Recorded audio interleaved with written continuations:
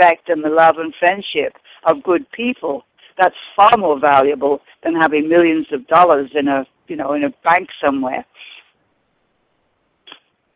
Wow, Louise, you are definitely my bank of inspiration, of great deeds, and of fight and battles for the greater good. And I just wanted to clarify this. So you think that the lifestyle choices are deriving from a sense of self, from your own choices, from who you are inside, from that place of abundance where you feel that you have so much to give, and the more you give, the more you have, without thinking of the external goals, and everybody, society is conditioning us to these earthly goals, these external goals, rather than discovering your true talent, whatever it is that you've been given, like the genius your brother got, the genius you got, and you are giving that away because this is what makes you the genius you are.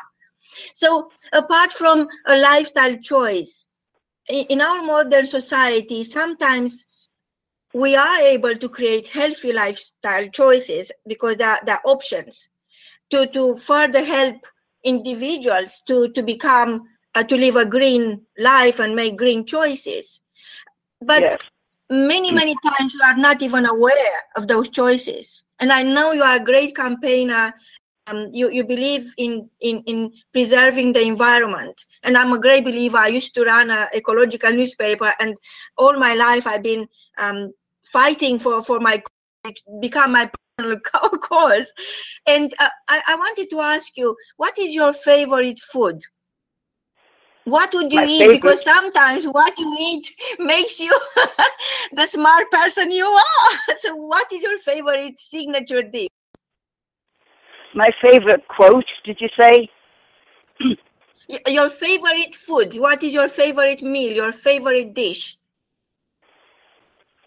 Well, I think one of the things that my father always talked about was, it was a quotation from Shakespeare, and it goes, this above all, to thine own self be true, and it follows as the night the day, thou canst not then be false to anyone.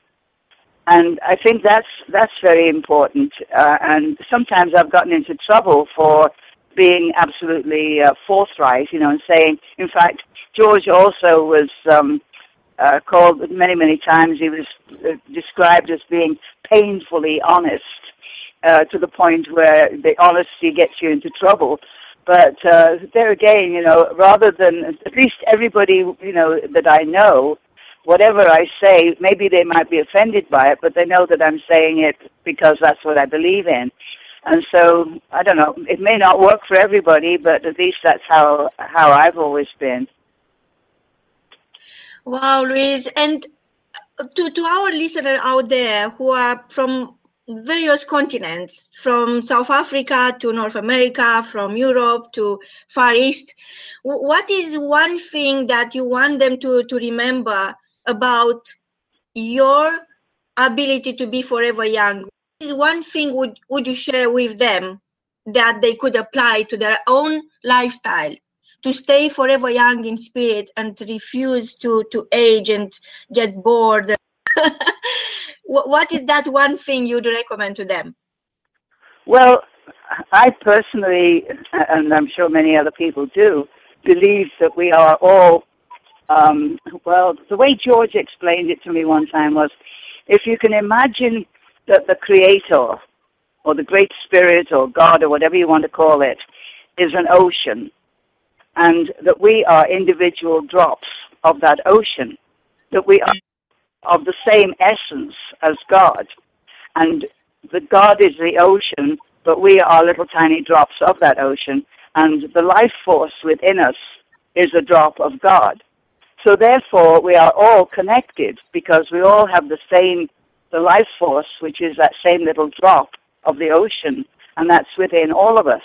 And so really, this whole idea of humans fighting each other and wanting to kill each other and everything, because they have different ways of, they've grown up in a different country, or they have a different set of cultural ideas. I mean, it's really very, very silly, because we are all still, the life force within us is still a drop of that same ocean. In other words, we're a drop of God. And so instead of fighting each other, we should just, cooperate with each other and have compassion for each other and try to help each other to get better off in life. I don't mean necessarily money-wise, but to be happier and have more fun together rather than everybody being suspicious of everybody and hating each other and wanting to kill each other. If we just understood and recognized that we are all drops in that same ocean and that what we really want is to be reunited with the ocean, and that's what we think happens, once we leave the body, is that we then, the little drop of life that is within us, then becomes part of the ocean, which is God, and then we're all powerful again because we're part of God.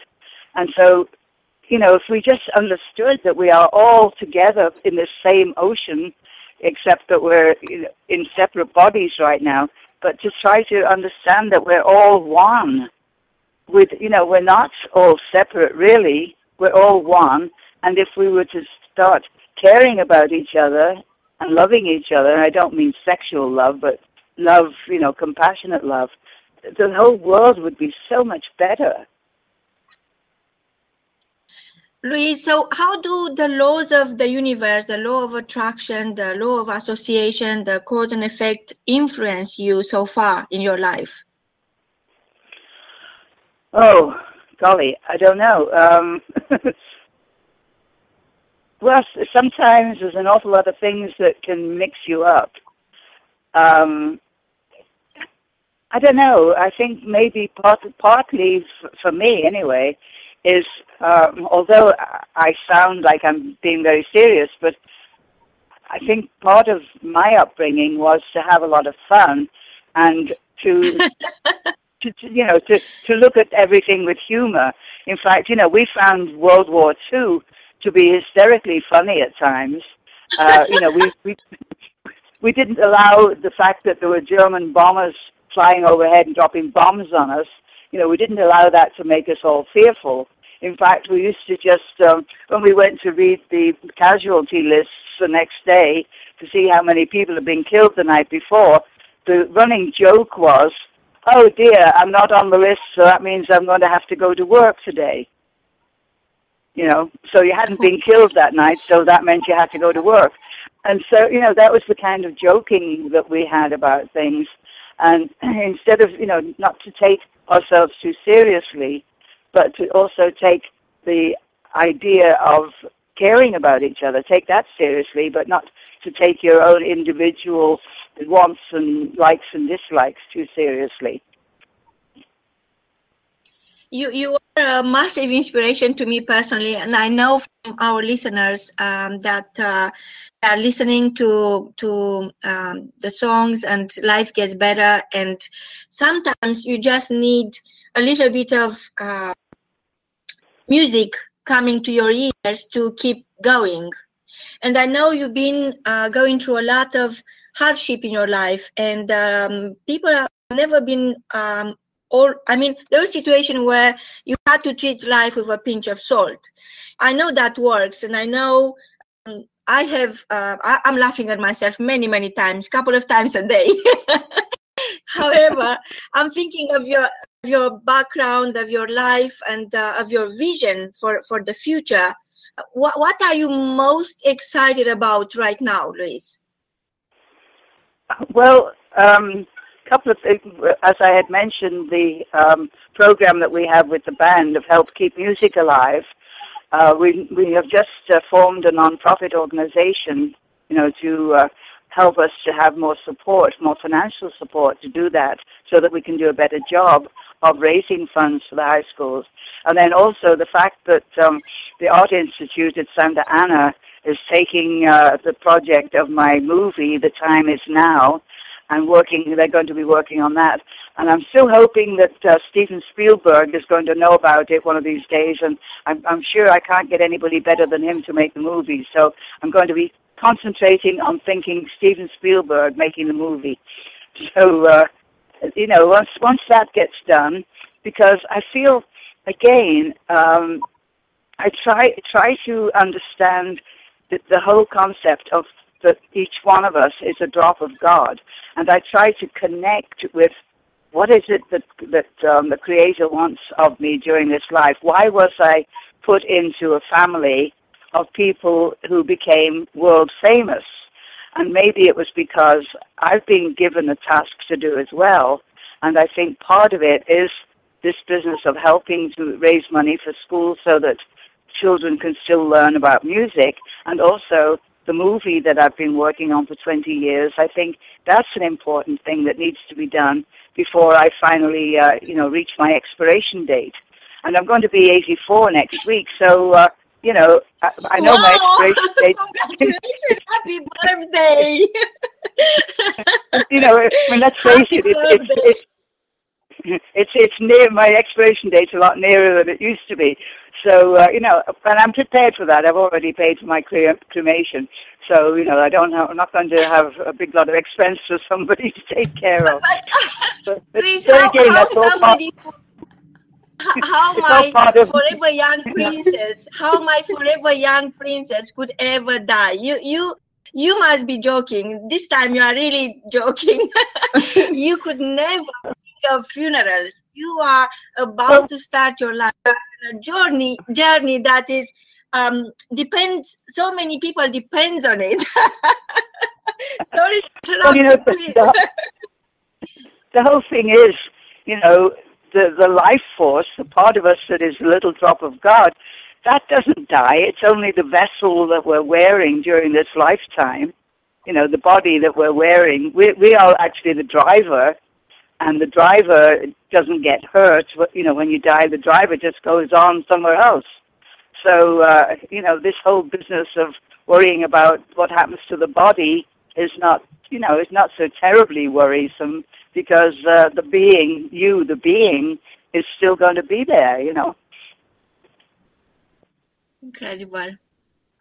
Louise, you are officially the forever young princess, and I'm going to make sure everybody knows about it. So tell us, where could our listeners go and help your cause and make donations and connect with you? What is the best place for them? Oh, golly. I'm not sure that we've got our website up yet, but it should be Help Keep Music Alive.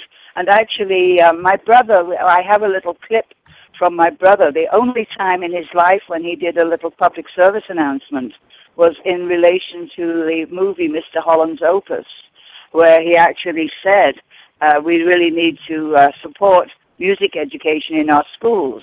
And he says, after all, look what it did for me. And then he says, help keep music alive. And I've been allowed to use that clip for our website, so that, when people go to that website, they will see George saying, help keep music alive. Wow, Louise, doesn't happen to me too often. I'm speechless. I'm so overwhelmed with joy of listening to you, and I could listen to you forever. And I'm going to play this iTunes many times. I just so feel in my heart that finally now we have the forever young princess and we know who she is. Thank you so much, Louise. If you want to get in touch, please contact SpeakonRadio.com, and we'll make sure we pass all the messages to our forever young princess. Thank you so much, Louise. Thank you. Okay. And when I have more information, I'll give you a call so that you can let people know. All right? And absolutely. Can I you back. Okay. Can I send my love to all of the Beatles people out there, because they are my global family. So I love you all of the Beatles people in the world. I love you, and I'm your global mum. So say hello to Mum next time you see me, okay? Cheerio. Thank you so much, Louise. Thank you. Have a great weekend. Okay, you too. All right, cheerio. Thank you. Cheerio.